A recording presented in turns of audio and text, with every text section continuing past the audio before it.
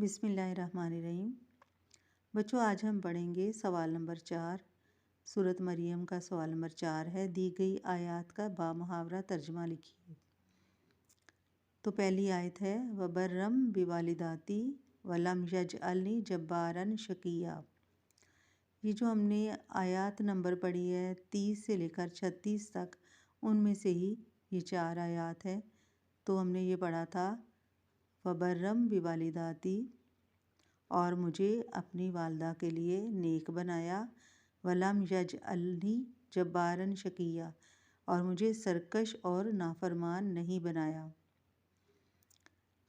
اس آیت کا ترجمہ آپ نے لکھنا ہے، وَبَرًّا بِوَالِدَتِی، اور مجھے اپنی والدہ کے لیے نیک بنایا، وَلَمْ یَجْعَلْنِی جَبَّارًا شَقِیًّا، اور مجھے نافرمان اور سرکش نہیں بنایا۔ نمبر 2 پہ ہے، وَالسَّلَامُ عَلَیَّ یَوْمَ وُلِدتُّ وَیَوْمَ أَمُوتُ وَیَوْمَ أُبْعَثُ حَیًّا، اور سلامتی ہے مجھ پر، وَالسَّلَامُ عَلَیَّ، اور سلامتی ہے مجھ پر، یوم ولدتُ، جس دن میں پیدا کیا گیا، وَیَوْمَ أَمُوتُ، اور جس دن میں وفات پاؤں گا، وَیَوْمَ أُبْعَثُ حَیًّا، اور جس دن میں زندہ کیا جاؤں گا۔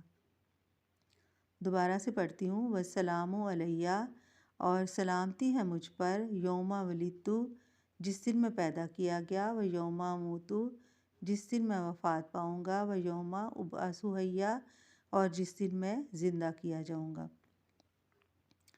نمبر 3 پہ ہے، ذَلِکَ عِیسیٰ ابْنُ مریم،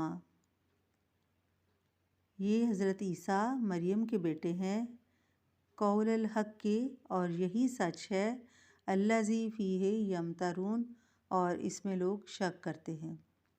یہ بھی آیت ہم نے پڑھی ہے پہلے، ذَلِکَ عِیسیٰ ابْنُ مریم قول الحق حق الذی فیہ یمترون، یہ حضرت عیسیٰ حضرت مریم کے بیٹے ہیں، اور یہی سچ ہے، لوگ اس میں شک کرتے ہیں۔ وَإِنَّ اللَّهَ رَبِّی وَرَبُّکُم، سب سے آخری آیت ہے نمبر 4 پہ، وَإِنَّ اللَّهَ رَبِّی وَرَبُّکُم فَاعْبُدُوهُ، اور بے شک اللہ میرا اور تمہارا رب ہے، فَاعْبُدُوهُ، اس کی عبادت کرو، ھذا صراط مستقیم، اور یہی سیدھا راستہ ہے۔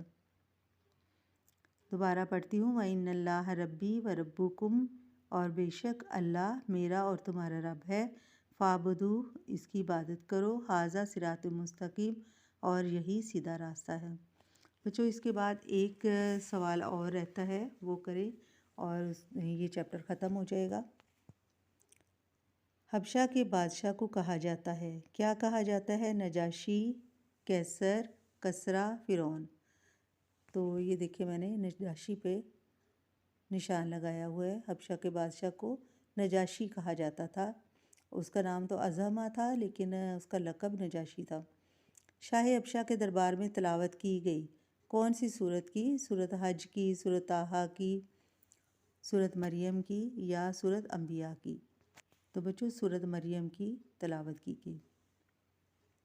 نجاشی کے دربار میں سورۃ مریم کی تلاوت کی کس نے کی؟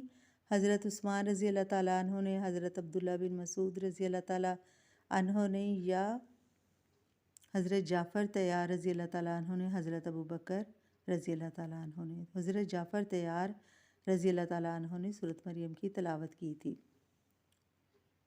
اس کے بعد ہے، سورۃ مریم میں انبیاء کرام کا ذکر ہے۔ کتنے انبیاء کرام کا ذکر ہے؟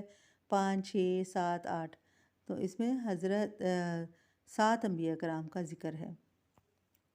معجزانہ طریقے سے تخلیق ہوئی، یعنی معجزانہ طریقے سے پیدا کیے گئے کون؟ حضرت نوح علیہ السلام، حضرت موسیٰ علیہ السلام، حضرت عیسیٰ علیہ السلام، حضرت سلیمان علیہ السلام۔ تو بچوں، حضرت عیسیٰ علیہ السلام معجزانہ طریقے سے پیدا کیے گئے تھے۔ یہ جو ایکسرسائز تھی یہ بھی ختم ہوئی، اور اب بس اس کا ایک خلاصہ رہ گیا ہے، سورۃ مریم کا خلاصہ لکھنا ہے۔ تو آپ نے ساری یہ سورت پڑھی ہے، اس میں سے جتنے بھی مختصر سوال کیے ہیں، جتنے بھی لمبے سوال تھے وہ بھی آپ نے کیے۔ اب ان سب کو ملا کر آپ ایک اپنے الفاظ میں ہی خلاصہ لکھنے کی کوشش کیجئے کہ اس صورت میں کیا ہوا۔ شروع سے جس طرح ہے کہ نبی کریم صلی اللہ علیہ وسلم کی ہجرت کے 5ویں سال، جب نبی کریم صلی اللہ علیہ وسلم نے دیکھا کہ مشرکین مکہ نے مسلمانوں کو بہت تنگ کرنا شروع کیا تو انہیں حبشہ کی ہجرت کے لیے کہا، بس یہاں سے شروع کریں اور اس کو آخر تک لے جائیں کہ جس طرح وہ وفد ناکام ہو کے واپس آیا، یعنی مشرکین مکہ نجاشی کے دربار سے ناکام ہو کر واپس آئے۔ اس طرح آپ نے جتنا بھی آپ کے دماغ میں آتا ہے آپ اس کو خود لکھنے کی کوشش کیجیے۔ تو بچوں یہ سبق ختم ہوتا ہے، انشاءاللہ ملیں گے اگلے سبق کے ساتھ۔ اللہ حافظ۔